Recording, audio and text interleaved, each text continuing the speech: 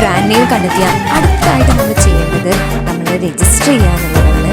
അതിന് നമ്മൾ trade mark availability നോക്കാം. കാരണം നമ്മളെല്ലാവരും ഒരു ബ്രാൻഡ് ബിൽഡ് ചെയ്യാനുള്ള തത്രപ്പാടിലാണല്ലേ. അതിനുവേണ്ടി നമ്മൾ ട്രേഡ് മാർക്ക് അവൈലബിലിറ്റി ചെക്ക് ചെയ്യണം. അതിന് ഇന്ത്യൻ ഗവൺമെൻറ്റിൻ്റെ ഒരു സൈറ്റ് തന്നെ ഉണ്ട്. അതിൽ കയറിയിട്ട് നമ്മളുടെ പേര് ട്രേഡ് മാർക്കിന് അവൈലബിൾ ആണോ നോക്കണം. അപ്പോൾ അടുത്തത് പറഞ്ഞാൽ നമുക്ക് ഇത് രജിസ്റ്റർ ചെയ്യാൻ വേണ്ടിയിട്ട് ഒരു ഏജൻസീനെ കണ്ടുപിടിക്കണം. ഞാൻ ഇൻസ്റ്റാഗ്രാമിൽ കുറേ ടീമിന് മെസ്സേജ് അയച്ചു. 7,500 8,000 ഒക്കെയാണ് ഫീസ് പറയുന്നത്.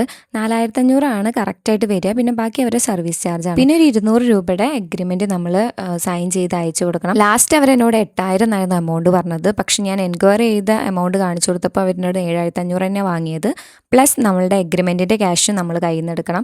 അങ്ങനെ 7,700 രൂപയാണ് എനിക്ക് ആയത്. നിങ്ങളിങ്ങനെ കൺസൾട്ട് ചെയ്യുകയാണെങ്കിൽ ഫസ്റ്റ് നിങ്ങൾ എമൗണ്ട് ഫിക്സ് ചെയ്ത ശേഷം മാത്രം ബാക്കി പ്രൊസീജിയേഴ്സ് ചെയ്യുക. ഓൾമോസ്റ്റ് 1 ഇയർ എടുക്കും രജിസ്റ്റർ ആവാൻ. പക്ഷെ ഇത് ഭയങ്കര ഇമ്പോർട്ടൻ്റ് ആണ് നിങ്ങളുടെ ബ്രാൻഡിനെ, അല്ലെങ്കിൽ ഭാവിയിൽ നിങ്ങളുടെ ബ്രാൻഡിനെ നഷ്ടപ്പെടും. അപ്പോൾ രജിസ്റ്റർ ചെയ്യാൻ മറക്കണ്ട.